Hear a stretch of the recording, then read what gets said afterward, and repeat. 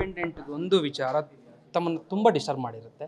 ವಾಪಸ್ ಹೋದಾಗ ನೀವು ಅಲ್ಲಿ ಇರ್ಲಿಕ್ಕಾಗಲ್ಲ ಅನ್ನುವಂಥ ನೋವನ್ನು ಕೂಡ ವ್ಯಕ್ತಪಡಿಸ್ತೀವಿ. ಆ ಮನಸ್ಥಿತಿ ಹೇಗಿತ್ತು ಅಂತ? ಅಣ್ಣ ಅದು ನಾನು ಹೇಳ್ತೀನಲ್ಲ, ಇವತ್ತು ಅದ್ರ ಕಾರ್ಯಕರ್ತರು ಯಾರ್ಯಾರು ಇದ್ದಾರೋ ಅವ್ರೂ ಅವ್ರ ಹೊಟ್ಟೆ ತಣ್ಣಗಿರಲಿ, 100 ಕಾಲ ಚೆನ್ನಾಗಿ ಬದುಕಲಿ ಅಂತ ಹಾರೈಸ್ತೀನಿ ಹೊರತು ಅದು ನಾನು ಯಾರಿಗೂ ನಾನು ಆ ಸಿಚುವೇಶನ್ಸ್ ಬರೋದು ಬೇಡ. ಯಾಕಂದರೆ ನಾವೆಲ್ಲೋ ಒಂದು ಆಟ ಅಂತ ಹೋಗಿರ್ತೀರಿ, ಏನೂ ಗೊತ್ತಿರಲ್ಲ. ಒಂದು ಬ್ಲೈಂಡ್ಸ್ ಹಾಕಿ ಕರ್ಕೊಂಡು ಬಂದು ಹೊರಗಡೆ ಓಪನ್ ಮಾಡಿದ್ರೆ ಎಲ್ಲ ಚೇರ್ಗಳಲ್ಲಿ ಕೂತಿರ್ತಾರೆ. ಆ ದೃಶ್ಯ ನೋಡಿದ ತಕ್ಷಣ ಗಾಬರಿ ಆಗೋಯ್ತು. ತುಂಬ ಅಂದರೆ ತುಂಬ ಇದಾಯಿತು. ಬಟ್ ಇಲ್ಲಿಗೆ ತುಂಬ ಗಟ್ಟಿ ಇರಬೇಕು ಅಂತ ನಾನು ಹೇಳ್ತೀನಿ. ಅದು ಗಟ್ಟಿ ಆಯಿತು ಅಲ್ಲಿ ಹೋದ್ಮೇಲೆ. ಬಟ್ ಎಲ್ಲೋ ಮಾಧ್ಯಮಗಳಲ್ಲಿ ಬರ್ತೈತೆ ಅಂದಾಗ ಅದು ಇನ್ನೂ ಇದಾಯಿತು. ನಮ್ಮ ತಾಯಿಯವರು ನಾನೇನಾದರೂ ಹತ್ರ ನಮ್ಮ ತಾಯಿಯವರು ಬ್ರೇಕ್ ಆಗ್ತಾರೆ.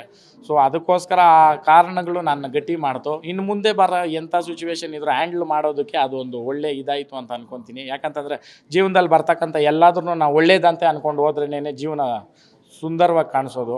ಅದು ಸರಿ ಇಲ್ಲ, ಇದು ಸರಿ ಇಲ್ಲ, ಇದು ಯಾಕೆ ಅದು ಯಾಕೆ ಅಂದಾಗ ಬಟ್ಟೆ ಹಾಕೊಂಡಾಗ ಒಂದು ಸ್ವಲ್ಪ ಹೊತ್ತು ಹಾಕೊಂಡಾಗ ಅದು ಫೀಲ್ ಕೊಡ್ತದೆ, ಏನಪ್ಪ ವೈಟ್ ಬಟ್ಟೆ ಹಂಗೆ ಹಿಂಗೆ ಅಂತ. ಎಲ್ಲಾದರೂ ಬಿದ್ದಾಗ ಕೊಳೆ ಆಗುತ್ತೆ. ಕೊಳೆ ಆದಾಗ ಒಂದು ಅರ್ಥ ಮಾಡ್ಕೊಬೇಕು, ಈ ಬಟ್ಟೆ ಮತ್ತೆ ಒಗೆದು ಹಾಕ್ಕೊಬೋದು ಅಂತ. ಕೆಲವ್ರು ಏನು ಮಾಡ್ತಾರೆ, ಕೊಳೆ ಆಗಿದ ತಕ್ಷಣ ಈ ಚೇಂಜ್ ಮಾಡೋ ಬಟ್ಟೆ ಅಂತಾರೆ. ಬಟ್ಟೆನ ಚೇಂಜ್ ಮಾಡ್ತಾ ಹೋಗ್ತಾ ಇದ್ರೆ ಬಟ್ಟೆನ ಚೇಂಜ್ ಮಾಡ್ಕೊಂಡೇ ಇರಬೇಕು. ಅದೇ ಬಟ್ಟೆನ ಒಗೆದು ಹಾಕ್ಕೊಳ್ಬೋದು ಅಂತ. ಜೀವನನೂ ಅಷ್ಟೇ, ಪದೇ ಅವಕಾಶಗಳು ಸಿಕ್ಕಲ್ಲ. ಸಿಕ್ಕಿರೋ ಅವಕಾಶದಲ್ಲೇನೇ ಇರೋ ರೀತಿನಲ್ಲ ಅದನ್ನು ಬಳಸ್ಕೊಂಡು ಮುಂದಕ್ಕೆ ಹೋದರೆ ನಾವು ಉತ್ತಮರಾಗ್ತೀರಿ ಅಂತ ನಾನು ಹೇಳ್ತೀನಿ.